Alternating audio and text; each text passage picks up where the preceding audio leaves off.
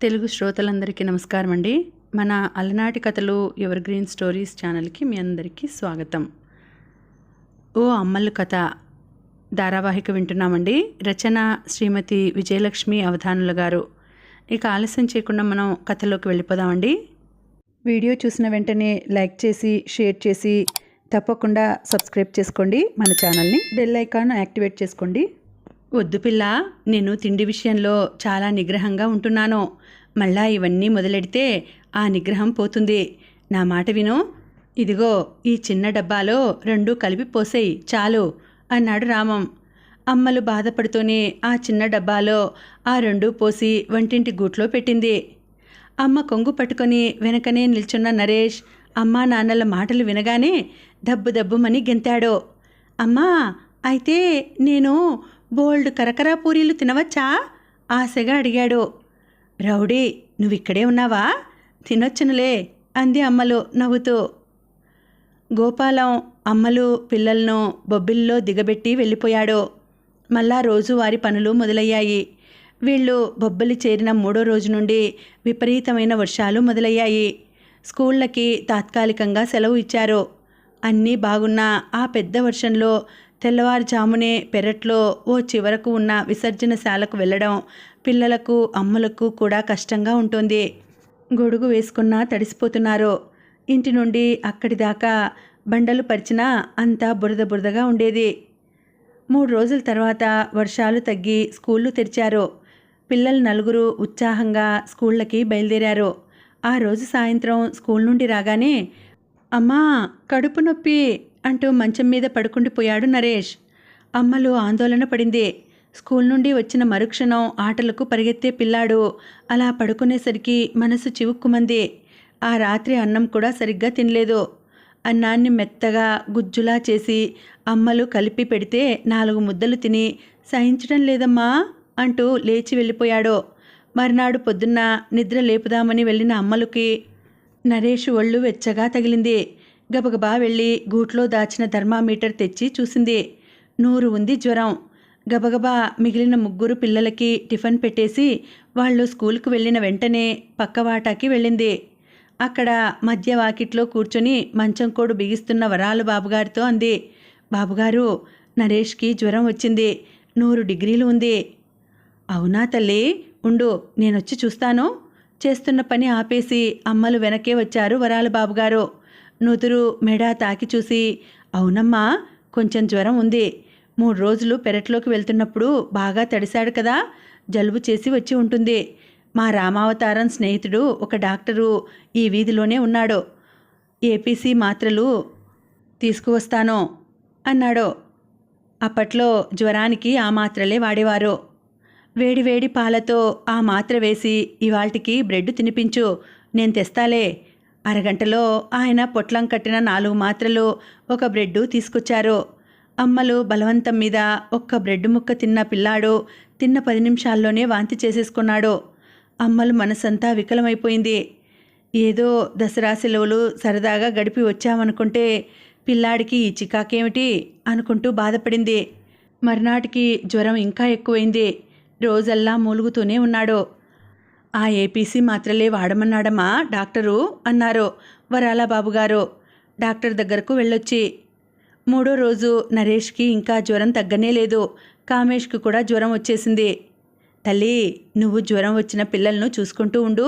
పక్కనే కూర్చుని నుదుటి మీద తడిబట్ట వేస్తూ ఉండు. వంట నేను చేస్తాను అన్నారు వరాల బాబుగారు. అయ్యో బాబుగారు, మీరు వంట చేయడమేమిటి? నేనే ఏదో ఇంత చారు అన్నం చేసుకుంటాలేండి అంది అమ్మలు నొచ్చుకుంటూ. అది కాదమ్మా, వంట చేయడం నాకు సరదా. పెద్దమ్మడు నన్ను వంటింట్లోకి కూడా రానివ్వదు. నన్ను కాస్త నా సరదా తీర్చుకోనిద్దు. చక్కగా పప్పు కూర అన్నీ చేసి పెడతాను అన్నారు వరాల బాబుగారు నవ్వుతూ. ఎందుకండి, పిల్లలకి ఇలా ఉంటే నాకు అస్సలు నోటికి తిండి ఎక్కడం లేదు. విజయ్కి రమేష్కి కందిగుండ ఉంటే ఇంకేమీ అక్కర్లేదు. అది కాదమ్మా, 2 పిల్లలకి ఇలా ఉన్నప్పుడు మిగిలిన 2కి బలమైన తిండి పెడితే వాళ్ళకి కూడా చికాకులు చేయకుండా ఉంటాయి. అయినా వంట నాకు కొత్త ఏమిటి? రైల్వేలో గార్డుగా పనిచేసినన్ని రోజులు నా వంట నేనేగా అంటూ బలవంతంగా వంటింట్లోకి జొరబడ్డారు వరాల బాబుగారు. అమ్మలు కళ్ళు చెమ్మగిల్లాయి. విజయ నెమ్మదిగా అమ్మలు పక్కకి చేరింది. అమ్మా, ఇవాళ నేను స్కూల్కి సెలవు పెట్టి వరాల తాతగారికి వంటలో సాయం చెయ్యనా అంది నసుగుతూ. తాతగారికి వంటలో సాయం చేయడానికా లేక బడి ఎక్కొట్టడానికా ఈ ఎత్తు అంది అమ్మలు చిరుకోపంతో. అది కాదమ్మా, స్కూల్లో 2 టీచర్లు రావడం లేదమ్మా. ఒకరేమో లెక్కల టీచరు, మరొకరేమో తెలుగు టీచరు. ఇద్దరికీ ఒంట్లో బాగోలేదట. లెక్కల పీరియడు జరగదు కదా, స్కూల్కి వెళ్ళాలని లేదమ్మా అంది గునుస్తూ. అది సంగతి. పోన్లే, తాతగారి మీద పూర్తి పని వదిలేయకుండా ఎవరో ఒకరు సాయం చేస్తే మంచిదే. వెళ్ళు, తాతగారికి సాయం చెయ్యి అంది అమ్మలు. అక్క స్కూల్కి సెలవు పెట్టేసి తమ్ముళ్ళిద్దరూ హాయిగా పడుకొని ఉంటే తానొక్కడే స్కూల్కి వెళ్ళాలంటే చాలా ఉక్రోషంగా అనిపించింది రమేష్కి. అమ్మా, నేను స్కూల్కి వెళ్ళనమ్మా, నేను కూడా తాతగారికి సాయం చేస్తాను అన్నాడు అమ్మలు పక్కకి చేరి. సరేలే కానీ అల్లరి చేసి తమ్ముళ్లను లేపకూడదు అంది అమ్మలు. ఊహూ, అస్సలు అల్లరి చేయను అంటూ బుద్ధిగా తలూపాడు రమేషు. వరాల తాతగారు వంట చేస్తుంటే పక్కన చేరారు విజయ, రమేషు. ఒరేయ్ రమేషు, మనం ఇవాళ వంకాయ బండపచ్చడి, ముద్దపప్పు, మిరియాల చారు చేసుకుందాం అన్నారు వరహాల తాతగారు ఉత్సాహంగా. మరి అన్నమో అన్నాడు రమేషు బిక్కమొహం వేసి. ఒరే రమేషు, అవన్నీ చేసుకుంటామంటే అన్నంతో పాటు అవన్నీ చేసుకుంటామని అర్థం రా అంది విజయ. ఇదిగో ఈ కిరసనాయిల్ స్టవ్ మీద పప్పు పడేస్తాను, తర్వాత కుంపటి అంటించి దాని మీద వంకాయలు కాలుద్దాం. పప్పు పడేస్తారా? మరి అంతా స్టవ్లో పడిపోదు మళ్ళా అడిగాడు రమేషు. ఒరేయ్, పడేయడం అంటే ఇలా ఎత్తి పడేస్తారని అర్థం కాదురా, ఉడకడానికి పెడతారని అర్థం అంటూ మళ్ళా వివరించింది విజయ. స్టవ్ని పంపు కొట్టి తాతగారు వెలిగించేలోపు విజయ చిన్న కంచు గుండు గిన్నెలో కందిపప్పు పోసి బయట నూతి దగ్గరికెళ్ళి కడిగి తెచ్చింది. రమేషు స్టవ్ పంపు కొట్టడంలో తాతగారికి సాయం చేశాడు. స్టవ్ మీద పప్పు గిన్నె పెట్టి కుంపట్లో బొగ్గులు వేసి కింద కాగితం మంట పెట్టి వెలిగించారు తాతగారు. గుండ్రటి పెద్ద ఆకుపచ్చ వంకాయలు తీసుకుని ఆ నిప్పుల మీద కాల్చసాగారు. వంకాయలను నేను తిప్పనా అడిగింది విజయ. సరే, చెయ్యి కాల్చుకోకుండా తిప్పు అన్నారు తాతగారు. రమేషు, విజయ, మీ ఇద్దరికీ ఇప్పుడు నేనొక పద్యం చెప్తాను, వినండి అంటూ మొదలెట్టారు తాతగారు. టెంకాయ చిప్ప లోపల వంకాయను పెట్టి కాల్చి పచ్చడి చేసెన్, వెంకా రారా తిందము, ఇంకేటికి జంకు నీకు ఇప్పుడే పదరా. పద్యం బాగుందండి తాతగారు, ఎవరు రాశారు అడిగింది విజయ. నేనే రాశానమ్మా, బాగుందా? ఓ, చాలా బాగుంది. టెంకాయ చిప్ప అంటే ఏమిటి తాతగారు? అంటే కొబ్బరి చిప్ప. నీకు పద్యం అర్థం తెలిసిందా? తెలిసింది తాతగారు. కొబ్బరి చిప్పలో వంకాయను పెట్టి కాల్చి పచ్చడి చేశాను. ఒరే వెంకా రారా తిందాము. జంకు అంటే సిగ్గా తాతగారు?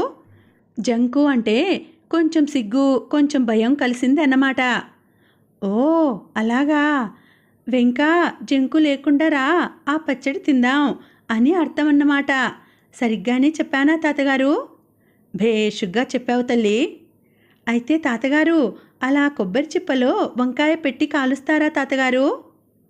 నేను గార్డుగా పనిచేసే రోజుల్లో అప్పుడప్పుడు రైల్వే లైన్ల పక్కన మంట పెట్టుకుని వంట చేసుకునేవాళ్ళం. కర్రలు అంటించి ఆ పొయ్యి మీద అన్నం ఉడుకుతుంటే ఖాళీ కొబ్బరి చిప్పలో చిన్న వంకాయను కాల్చుకునేవాడిని అన్నమాట. అవునా, భలే ఉందే. నేనెప్పుడూ అలా అమ్మ చేయడం చూడలేదు. ఎలా కాలుస్తారు తాతగారు? ఆసక్తిగా అడిగింది విజయ. మా ఇంట్లో కొబ్బరి కోరు తీసేసిన కొబ్బరి చిప్పలు బోల్డ్ ఉండేవి. రైల్లో బయలుదేరుతున్నప్పుడే కొన్ని కొబ్బరి చిప్పల్ని నాతో తెచ్చుకునేవాడిని. ఆ కొబ్బరి చిప్పకు కాస్త నూనె రాసి అందులో పట్టేంత వంకాయను పెట్టి దానికి మంట అంటించేవాడిని. ఆ కొబ్బరి చిప్ప పూర్తిగా కాలేసరికి ఆ వంకాయ కూడా కాలి ఉండేదన్నమాట. మరి రైల్వే లైన్ల పక్కన వంట చేసుకునేవారు కదా, వంట సామాన్లు అన్నీ ప్రతిసారి తీసుకువెళ్తూ ఉండేవారా అడిగింది విజయ. ఓ పెద్ద ఇనుపెట్టెలో అన్ని సామాన్లు అంటే గిన్నెలు, గెరిటెలు, బియ్యం, పప్పులు అన్నీ ఉండేవి. ఆ పెద్ద ఇనుపెట్టె ఎప్పుడు గార్డు పెట్టెలో అలా ఉండేది. కేవలం కూరలు మాత్రం ఇంటి నుంచి తీసుకెళ్తూ ఉండేవాడిని. అంటే తాతగారు, రైలు బండిలో ఆఖర్న గార్డు పెట్టె ఉంటుంది కదా, అందులో మీరు ఉండేవారా? మీరు కూడా పచ్చజెండా ఎర్రజెండా ఊపేవారా? ఆసక్తిగా అడిగాడు రమేషు. అవునరా నాన్న, అవన్నీ చేసేవాడిని. అబ్బా, ఎంత బాగుంటుందో, నేను పెద్దయ్యాక గార్డునవుతాను ఉత్సాహంగా అన్నాడు రమేషు. వరహాల తాతగారు పెద్దగా నవ్వారు. వీళ్ళు మాటల్లో ఉండగానే పప్పు ఉడికిపోయింది. వంకాయలు కాల్చడము పూర్తయింది. ఇప్పుడు ఈ పప్పులో ఉప్పు, బెల్లము, కాస్తంత నెయ్యి వేసి ఎనపాలన్నమాట. ఎనపడమా అంటే ఏమిటి తాతగారు? విజయ అడిగింది. ఎనపడం అంటే ఇదిగో ఈ పప్పు గుత్తితో ఇలా ముద్దలా చేయడం అన్నమాట. ఎనపాలి కదా అని మరి ముద్దలా చేసినా బాగుండదు. కాస్త పలుకు నోటికి తగలాలి. తాతగారు, మీ మాటలు బాగుంటాయి అంది విజయ. విజయ తల్లి, సత్తుగిన్నె ఎక్కడుందో చూసి తీసుకురా తల్లి అన్నారు వరాల తాతగారు. సత్తుగిన్నె అంటే? మీ ఇంట్లో సత్తుగిన్నె లేదా ఏమిటి? ఉండు, నేనే చూస్తాను అంటూ వరాల తాతగారు కుంపటి ముందు నుండి లేచారు. ఇదిగోటమ్మా, ఇదే సత్తుగిన్నె అంటూ చూపెట్టారు. ఓ, ఇదా? దీనిని మేము చారుగిన్నె అంటాము. అవునమ్మా, చారు సత్తుగిన్నెలో పెడితేనే రుచి అన్నారు వరాల తాతగారు. ఇదే సత్తుగిన్నె. వంటంతా అయిపోయాక ఆ కుంపటి మీదనే అట్లు పోసుకునే పెనం పెట్టి తాను పొద్దున్నే తెచ్చిన బ్రెడ్డు పల్చని ముక్కలుగా కోసి ఎర్రగా కాల్చారు వరాల తాతగారు. అవి జ్వరం వచ్చిన పిల్లల కోసం. అబ్బా, మీరు ఆ బ్రెడ్ కాల్చడం చూస్తుంటే అన్నం తినకుండా ఇదే తినాలనుంది తాతగారు అన్నాడు రమేషు బ్రెడ్ కాలుతున్న వాసన పీలుస్తూ. అప్పట్లో బ్రెడ్డు ఇప్పట్లా మైదాతో కాక గోధుమ పిండితోనే చేసేవారు. అందుకే కాలుస్తున్నప్పుడు కమ్మని వాసన వచ్చేది. వద్దురా నాన్న, అలా బ్రెడ్ తిందాం అని ఎప్పుడూ అనుకోకు అన్నారు తాతగారు నొచ్చుకుంటూ. అప్పట్లో జ్వరం వచ్చిన వాళ్లే బ్రెడ్ తినేవారు. 6 రోజులు గడిచినా పిల్లల జ్వరాలు తగ్గలేదు. ఏపీసీ మాత్రలు వేసిన 2-3 గంటల్లో జ్వరం కాస్త తగ్గినా మళ్ళీ ఎక్కువైపోతోంది. పైగా రోజు రోజుకి ఎక్కువైపోతోంది. ఆ రోజు డాక్టర్ దగ్గరికి వెళ్ళిన వరాల బాబుగారు అక్కడి నుండి కోపంగా వచ్చారు. ఎప్పుడు ఆయనని అలా కోపంగా చూడని అమ్మలు కంగారు పడిపోయింది. బాబుగారు, డాక్టర్ ఏమన్నాడు? భయంగా అడిగింది. నేను ఇవాళ వెళ్ళి డాక్టర్తో జ్వరం రోజు రోజుకు ఎక్కువైపోతోంది అని చెప్పానమ్మా. దానికి ఆయన నవ్వుతూ, అయితే దినదినాభివృద్ధి చెందుతోందన్నమాట అన్నాడు. ఆయనలా అనగానే నాకు బాగా కోపం వచ్చేసింది. ఏదో మీ దయ వల్ల అన్నాను. నేను అలా అన్నందుకు ఆయనకు కోపం వచ్చింది.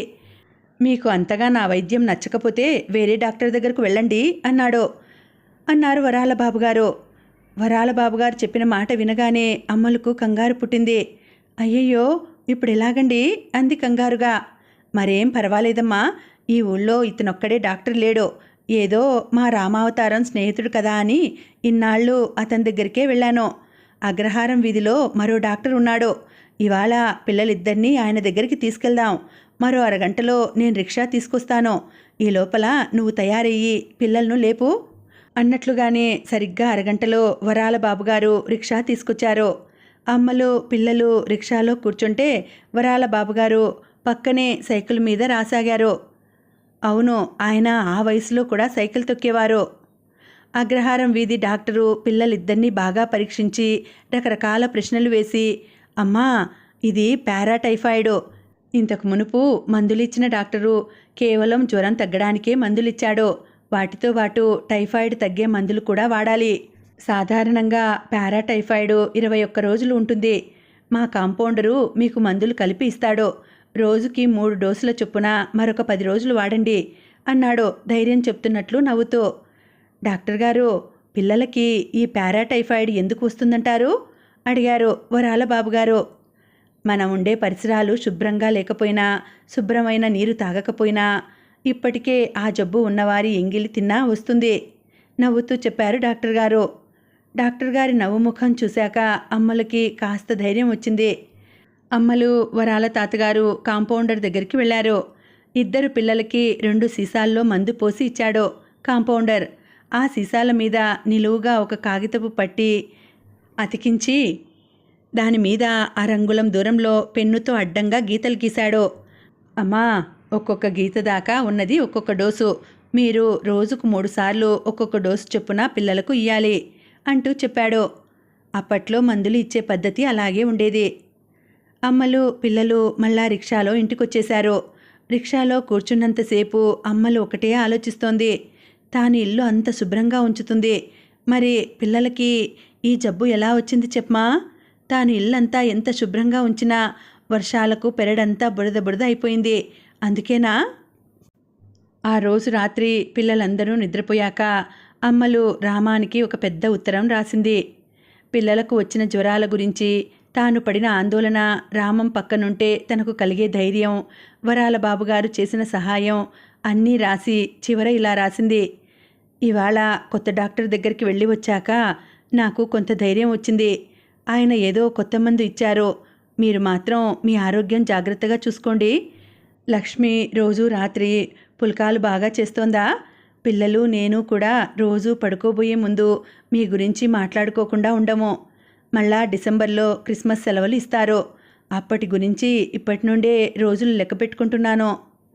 రాసినదంతా చదువుకొని కాగితాలను కవర్లో పెట్టేసింది. కవరు రేపు పోస్ట్ చేసే ముందు అంటించుతాను. ఇంకేమైనా విషయాలు గుర్తొస్తే రాయవచ్చు అనుకుంది. రామానికి ఉత్తరం రాశాక అమ్మలకి హాయిగా నిద్రపట్టింది. తీరా మర్నాడు కవరు అంటించిపోయే సమయానికి అమ్మలు మనసులో ఏదో సందిగ్ధం మొదలైంది. ఇక్కడి ఇబ్బందులన్నీ చదివి ఆయన మనసు బాధపడుతుందేమో. ఎలాగూ ఆయన ఇక్కడికి ఇప్పుడు రాలేరు.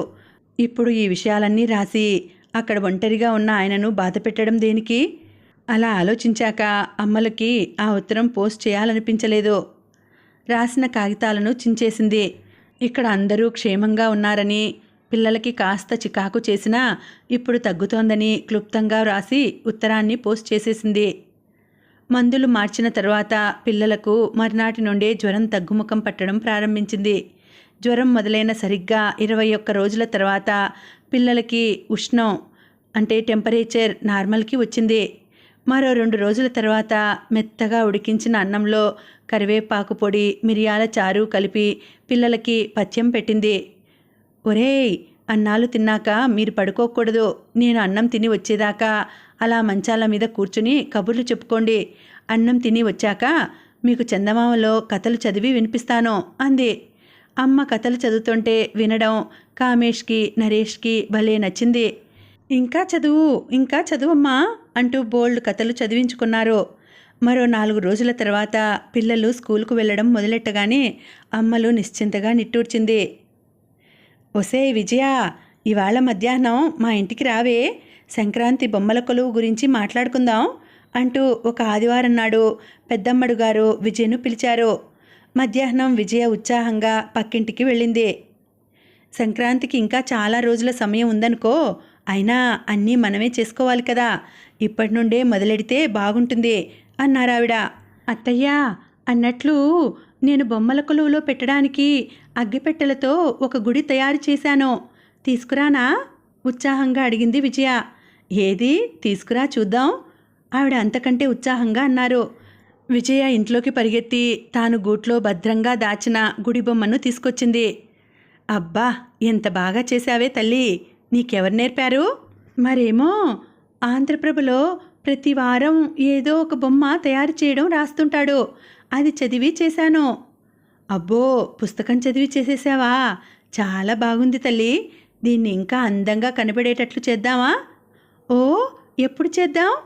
ఇప్పుడే చేద్దాం, మళ్ళా సాయంత్రం అయితే నాకు పనులు మొదలైపోతాయి. సరే, అలాగే అత్తయ్య.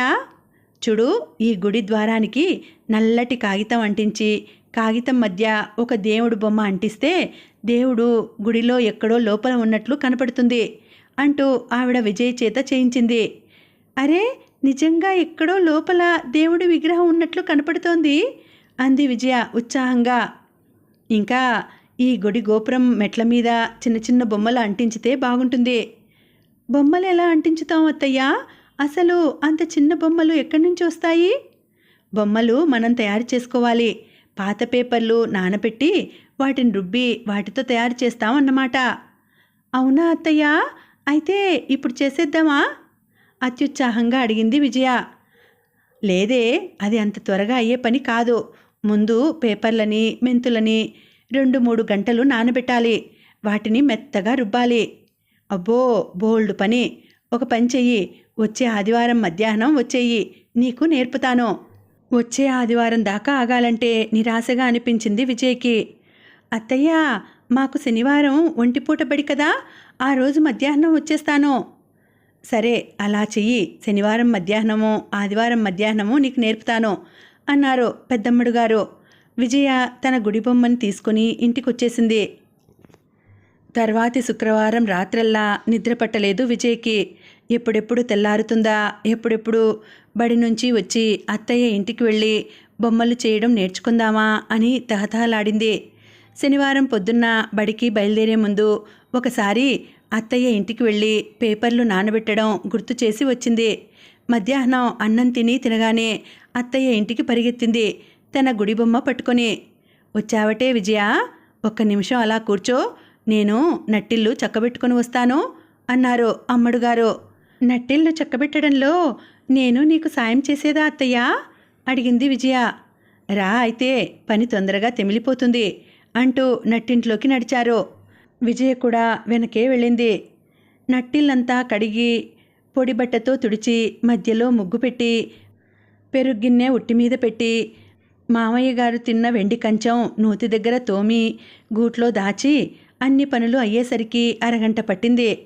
అప్పుడు ఇద్దరూ తీరిగ్గా మధ్యవాకిట్లోకి వచ్చారు. అమ్మడుగారు విజయ్కి బొమ్మలు చేయడం నేర్పడం మొదలుపెట్టారు. చూడవే విజయ, ఇదిగో మెంతుల్ని పాత పేపర్లని విడివిడిగా నానబెట్టాను. ఇప్పుడు పేపర్లలోని నీరంతా గట్టిగా పిండేశాక రెండూ కలిపి రోట్లో వేసి మెత్తగా రుబ్బాలి. రుబ్బుతున్నప్పుడు అస్సలు నీళ్లు పోయకూడదన్నమాట. మెంతులెందుకత్తయ్యా? మెంతుల్లో జిగురు ఉంటుంది కదా, పేపరుతో బొమ్మలు చేస్తున్నప్పుడు విడిపోకుండా ఉంటాయి. మెంతుల్లో ఉన్న చేదు వల్ల బొమ్మలకి పురుగులు పట్టవు. రుబ్బడంలో నేను సాయం చెయ్యనా? వద్దులే, నువ్వింకా చిన్నపిల్లవి, నీళ్లు పోయకుండా రుబ్బడం చాలా కష్టం అన్నారు అమ్మడుగారు. అంతా రుబ్బేసరికి ఒక చిన్న గిన్నెడు గట్టి ముద్ద తయారైంది. కొంచెం కొంచెం ముద్దని చేతిలోకి తీసుకుని చిన్న చిన్న మనుషుల బొమ్మలు చేశారు. వేళ్ల కొసలతో ముక్కు నోరు దిద్దుతూ ఓ 10-12 డ్యాన్స్ చేస్తున్న బొమ్మలు తయారు చేశారు. అత్తయ్యని చూస్తూ విజయ్ కూడా కొన్ని తయారు చేసింది. ఇప్పుడు వీటిని గుడి గోపురం మెట్ల మీద అంటిస్తామన్నమాట. కాగితంతో తయారైనవి కదా, జిగురుతో అంటిస్తే అంటుకుంటాయి అన్నారు అమ్మడుగారు. అయితే అంటించేద్దామా? ఉత్సాహంగా అంది విజయ. అప్పుడేనా? ఇవి ఎండాలి. ఎండాక వీటికి రంగులు వేయాలి. ఆ పని రేపు మధ్యాహ్నం చేద్దాం, సరేనా? అత్తయ్య, వీటిని నేను తీసుకెళ్ళి అమ్మకు చూపించనా? ఇవి మీ ఇంట్లోనే ఎండబెట్టవే, ఇక్కడ పెడితే మా చంటిది లాగేస్తుంది అంటూ చేసిన బొమ్మలన్నీ ఒక చేటలో పెట్టి విజయకి ఇచ్చారు అమ్మడుగారు. విజయ అతి జాగ్రత్తగా ఆ చాటను పట్టుకొని ఇంట్లోకి నడిచింది. అమ్మా అమ్మా, చూడు నేనేం నేర్చుకున్నానో అంది ఉత్సాహంగా కేక పెడుతూ. అరే, భలే బాగున్నాయే అంది అమ్మలు వాటి వైపు ముచ్చటగా చూస్తూ. ఇప్పుడు వీటిని ఎండబెట్టి రేపు రంగులు వేస్తాం అంది గొప్పగా. అమ్మలు కూతురి వైపు గర్వంగా చూసింది. రేపు నేను కూడా వస్తాను తల్లి, ఎలా చేస్తారో చూస్తాను అంది. అబ్బా అమ్మా, నువ్వెంత మంచిదానవో అంది విజయ మెరుస్తున్న కళ్ళతో. మర్నాడు అమ్మలు కూడా విజయ్తో వెళ్ళింది. అరే అమ్మలు, నువ్వు వచ్చావా? రా తల్లి అన్నారు అమ్మడుగారు ఆనందంగా. పసుపుతోనూ కుంకుమతోనూ ఆకు పసర్లతోనూ రకరకాల రంగులు తయారు చేశారు. ఒక చీపురు పుల్లకు దూది చుట్టి దానితో బొమ్మలకు రంగులు వేశారు. వదినగారు, మీకు ఓపిక ఎక్కువే, ఇంట్లో ఇన్ని పనులు చేసుకొని మళ్ళా ఇవన్నీ ఇంత చక్కగా చేస్తున్నారు అంది అమ్మలు మనస్ఫూర్తిగా. ఇవి పనులు కాదు తల్లి, ఆట విడుపు. ఇవి కూడా లేకపోతే పిచ్చెక్కిపోతుంది అన్నారావిడ నవ్వుతూ.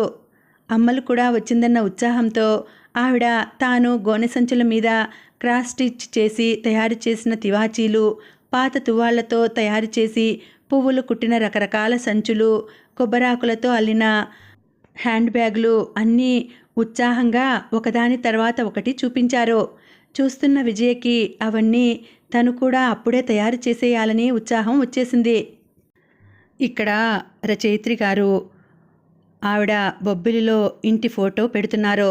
ఇది 1930-40ల మధ్య తీసినది. ఇది కొండరు సామవేదుల వారి పిల్లల ఒడుగు సందర్భంలో తీసినది.